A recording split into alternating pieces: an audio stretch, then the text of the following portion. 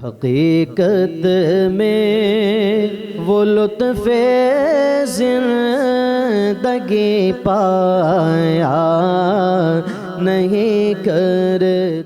مجسمہ ایک اور بات کہتے تھے، یار یہ جو تم نے خدا ثابت کیا ہے نا ایسا، یہ تو سمجھ ہی نہیں آتا۔ پڑھیں جی۔ قال الخصم ان مثل هذا الموجود الذي ساق دلیلکم الى اثباته غیر مفہوم۔ یہ جو تم نے دلیل قائم کی ہے نا ایسے وجود پر جو نہ متصل ہے نہ منفصل ہے، یہ سمجھ میں نہیں آتا، غیر مفہوم ہے۔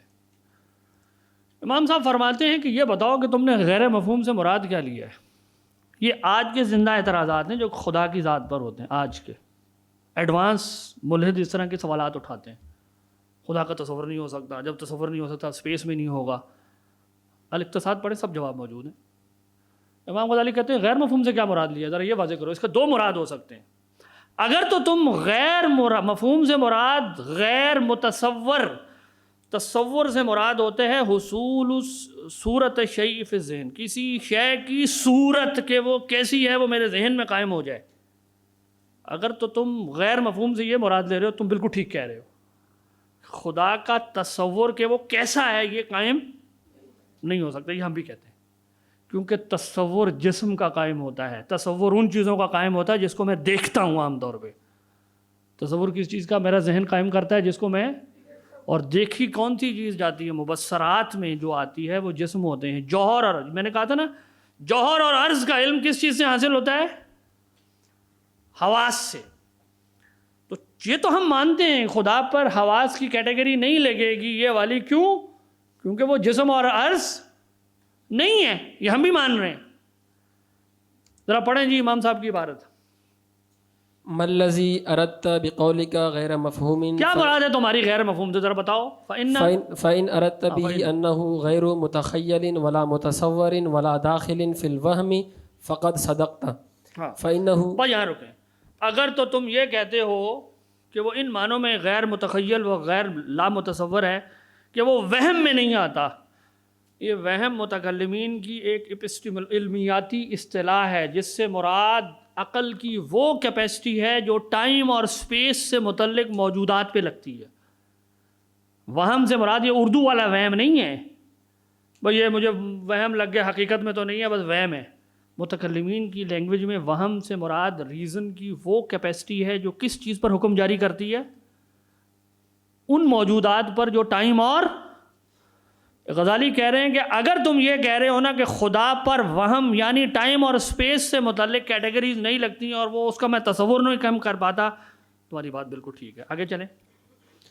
فإنه لا يدخل في الوهم والتصور والخیال الا جسم له لون وقدر، کیونکہ جو چیز وہم میں آتی ہے، جس چیز پر ٹائم اور اسپیس کی کیٹیگری لگتی ہے، وہ تصور اور خیال ہو سکتا ہے صرف اس چیز کا جو جسم ہو اور اس کی مقدار ہوتی ہے اور اس کا کوئی رنگ ہوتا ہے۔ جیسے ہی میں کسی جسم کو سوچوں گا تو میرے ذہن میں کیا تصور؟ نیسیسریلی بھاگا آئے گا۔ جسم کا تصور ذہن میں آتے ہی ایکسٹینشن، مقدار، رنگ، وہ جو کانٹ کی آج کل کی جدید لینگویج میں کہتے ہیں نا کہ کیٹیگریز آف ریزن بھاگی آئیں گی، اس کے اوپر لگنا شروع ہو جائیں گی باڈی کے اوپر۔ غزالی کو بالکل، ہمارے متکلمین کو یہ باتیں بالکل واضح تھیں کہ جب میں، جیسے ہی میں ایک تصور کرنے لگوں گا، تصور میں وہ چیز آتی ہے جو جسم ہوتا ہے، جو مبصرات میں سے ہوتی ہے۔ آگے پڑھیں جی آگے۔ فالمنفک عن اللون والقدر لا يتصوره الخیال، جس چیز سے آپ ذرا ایک لمحے کے لیے قدر، مقدار، لون، رنگ ہٹائیں نا، تو جیسے ہی آپ یہ چیزیں ہٹانا شروع کریں گے تو کیا ہوگا؟ وہ چیز آپ کے ذہن میں جو تصور بنتا ہے نا، تصویر، وہ ختم ہو جائے گی آٹومیٹیکلی۔ یہ ہائیسٹ آرڈر کیٹیگریز یہی ہوتی ہیں جو آپ لگا رہے ہوتے ہیں، رنگ، مقدار، یہ ہٹائیں گے تو اس چیز کا تصور ہی ختم ہو جائے گا، اور خدا پر تو یہ نہیں لگتی۔ آگے چلیں۔ فإن الخیال قد انس بالمبصرات فلا يتوهم الشيء الا على وفق مرائه ولا يستطيع ان يتوهم ما لا يوافقه۔ وہ کہتے ہیں کہ جی خیال تو اسی چیز کا پیدا ہوتا ہے، تصور اسی چیز کا عقل باندھتی ہے جو مبصرات میں سے ہوتی ہے، جس کو میں دیکھتا ہوں، اور جو چیز مبصرات سے ماورا ہو جاتی ہے اس کا تصور، تصویر جس کو کہتے ہیں نا، صورت، وہ ختم ہو جاتی ہے، وہ نہیں بنا پاتا۔ اور تصویر کسی چیز کی میں اسی چیز کے مطابق بناتا ہوں جو میں دیکھ رہا ہوتا ہوں. جیسی دیکھ رہا ہوتا ہوں اس کی میرے ذہن ایک تصویر منظر کشی میرے ذہن میں کر دیتا ہے. بات آ رہی سمجھ میں ہے نا؟ مطلب وہ کتنی کلیئرٹی کے ساتھ جواب دے رہے ہیں. ایک اور اعتراض اچھا یہ ہم نے کہا تھا نا کہ امام غزالی کہتے ہیں کہ تم نے یہ جو کہا ہے کہ یہ غیر مفہوم ہے تو مراد کیا ہے؟ اگر غیر مفہوم ہونے سے مراد ہے کہ اس کا تصور نہیں باندھا جاتا تو وہ کہتے ہیں بالکل ٹھیک بات ہے کیونکہ خدا وہم میں نہیں آتا. لیکن اگر تم غیر مفہوم سے مراد لیتے ہو کہ خدا غیر معقول ہے کہ دلیل سے اس کے اوپر استنباط نہیں ہو سکتا، کہتے تم بالکل غلط کہتے ہو. اس کو پڑھیں جی. وإن أراد الخصم أنه ليس بمعقول أي ليس بمعلوم بدليل العقل فهو محاز إذا قدمنا الدليل على ثبوته ولا معنى للمعقول إلا ما اضطر العقل إلى الإذعان للتصديق به بموجب الدليل الذي لا يمكن مخالفته. وہ کہتے ہیں کہ اگر تو ہمارا خصم ہمارا مد مقابل یہ کہتا ہے کہ غیر مفہوم ہونے کا مطلب ہے کہ غیر معقول، بہی معنی کہ دلیل عقلی اس کے لیے قائم نہیں کی جا سکتی، کہتے ہیں یہ تو مقابرہ کر رہا ہے.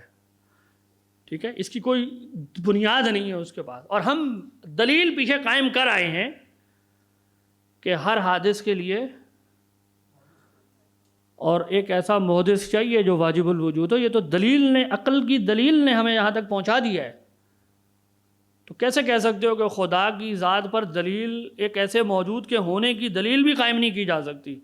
یہ تمہاری بات غلط ہے کہ دلیل سے بھی معلوم نہیں ہو سکتا اس کا ہونا. ہاں اگر تم کہو اس کا تصور نہیں باندھا جا سکتا، ہم تمہارے ساتھ کھڑے ہیں، بالکل ٹھیک کہہ رہے ہو، ایسا ہی ہے. جو تصور تو جسم کا ہوتا ہے.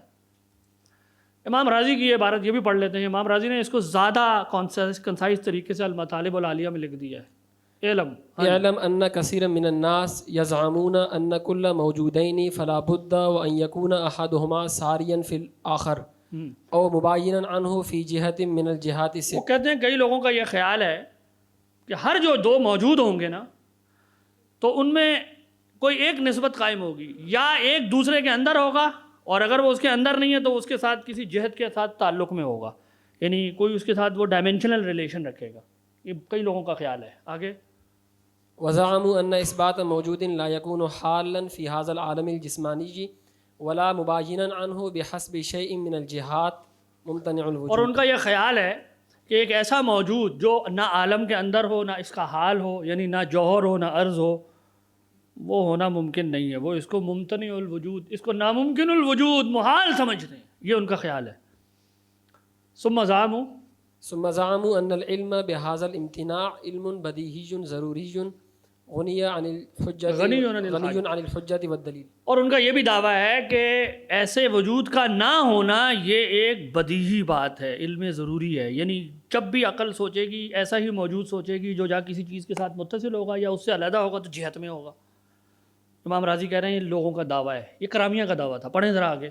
واما الجمهور الاعظم من العقلاء فانهم اتفقوا على ان اثبات موجود ليس بمتحيز ولا حال في المتحيز وليس في العالم ولا في خارج العالم ليس معلوم الامتناع في بديهية العقل. پہلی بات یہ کہہ رہے ہیں کہ جو عقلاء ہیں، سمجھدار لوگ ہیں، وہ اس بات کو پہچانتے ہیں کہ ایک ایسا وجود جو نہ عالم کے اندر ہے نہ اس سے باہر ہے، اس وجہ سے جو ہم پیچھے بیان کر رہے ہیں، کیونکہ وہ جسم نہیں ہے، اس پر ایک کیٹیگری نہیں لگتی. وہ اس بات نہ وہ متحیز ہے، نہ اسپیس ہے، نہ اسپیس والی چیز کے اوپر، یعنی نہ جوہر ہے نہ عرض ہے. ایسے موجود کو وہ محال یا ممتنع نہیں سمجھتے عقلاً، جو عقل مند لوگ ہیں. بل الامر فی اثباته ونفیه موقوف علی الدلیل. ایسا موجود ہے یا نہیں ہے یہ دلیل پر مبنی ہے. اگر دلیل آئے گی تو ہم کہیں گے وہ ہے، اگر دلیل نہیں آئے گی تو ہم کہیں گے، ہم خاموش رہیں گے. یہ نہیں کہیں گے نہیں ہے. فرق ہے دونوں باتوں میں. اس کا ہونا ممکن رہے گا. دلیل آ کے کہے گی موجود ہے تو ہم کہیں گے، نہیں آئے گی تو ہم کیا کریں گے؟ فَإِن دَلَّتْ دلیل پڑھیں جی. فَإِن دَلَّتْ الدَّلِيلُ عَلَى إِثْبَاتِهِ وَجَبَ الْقَضَاءُ بِهِ وَإِلَّا فَوَجَبَ التَّوَقُّفُ فِي إِثْبَاتِهِ وَنَفْيِهِ. یہ ہے نا ذہن یہ ہوتا ہے. امام راضی نے یہ نہیں ہم انکار کر دیں گے، یہ بچکانہ بات ہے. امام راضی کہہ رہے ہیں کہ اگر اس وجود پر دلیل قائم ہو گئی اور وہ دلیل مجھے کہہ رہی ہے کہ وہ لازمی ماننا ہے اس کو، تو ہم ضرور مانیں گے. اور اگر دلیل قائم نہ ہوئی اور عقل، یہ تو کوئی عقلی دلیل ہے جو یہ کہہ دے کہ یہ محال ہے ایسا ہونا؟ کوئی دلیل نہیں ہے. تو وہ چیز ممکن پاسبلٹی کے درجے میں کھڑی رہے گی، نہ ہم اس کا انکار کریں گے نہ اس کا. یہ کانٹ کا پورا فلسفہ اتنا سا ہے، وہ پیچھے والی بات چھوڑ دیتا ہے. وہ کہتا ہے جی خدا اگر ہے تو بس وہ ایک پاسبلٹی کے طور پہ ہے. جناب بحث ہم اس سے پیچھے جو ہے کر آئے ہیں. خدا کو ماننا محض پاسبلٹی نہیں ہے، یہ نیسیسری عقل کا تقاضا ہے کہ اس کو مانا جائے. اس کے بغیر عقل چل نہیں سکتی. اچھا، ایک اعتراض اس کے اوپر یہ ہوتا ہے کہ جو شے متصور نہیں ہے وہ موجود ہی نہیں ہے. فیمس اعتراض ہوتا ہے نا، تصور بنا ہی نہیں، نظر ہی نہیں آئی، وہ ہے ہی نہیں. امام غزالی کا ذرا جواب پڑھیں. فإن قال الخصم فما لا يتصور في الخيال لا وجود له. اگر خصم مد مقابل یہ کہے کہ جو چیز خیال میں نہیں آتی اس کا کوئی وجود ہی نہیں ہے، یہ تم نے ایسے باتیں بنائی ہوئی ہیں مذہبی لوگوں نے. فإن الخیال، ہاں فلنحكم بأن الخيال لا وجود له في نفسه فإن الخيال نفسه لا يدخل في الخيال والرؤية لا تدخل في الخيال وكذلك العلم والقدرة. وہ کہتے ہیں کہ جو تمہارا خیال ہے اٹ سیلف خیال کی کیٹیگری ہے. اس کے بارے میں تمہاری کیا رائے ہے؟ اگر تم یہ کہتے ہو کہ جو چیز خیال میں نہیں آ رہی وہ موجود نہیں ہے، تو خیال موجود ہے؟ سوال سمجھ میں آیا؟ خیال موجود ہے؟ خیال کی ذرا صورت گری کر کے دکھاؤ کیسا ہے، کر کے دکھاؤ خیال کیسا ہوتا ہے. کہتے ہیں یہ صرف خیال کا مسئلہ نہیں ہے، قدرت، علم، یہ سب ایسی چیزیں ہیں جس کا تمہارے پاس کوئی مبصرات سے متعلق تصور تو نہیں ہے لیکن تم مانتے ہو، پھر اس کا بھی انکار کرو. آگے کریں. وكذلك الصوت والرائحة ولو كلف. آوازیں، خوشبو، ان سب کو تم وہم کے اوپر اگر پیش کرو گے، عقل کی اس صلاحیت پہ پیش کرو گے جو اسپیس سے متعلق چیزوں کی صورت گری کرتی ہے، تو وہ اس کے لیے بھی کوئی رنگ لگا دے گی. یعنی اگر آپ میں کہوں نا آپ آواز کی صورت بنائیں تو آپ کے ذہن میں کوانٹٹی آ جائے گی نا. جو یاد مصطفیٰ سے دل کو بہلا یا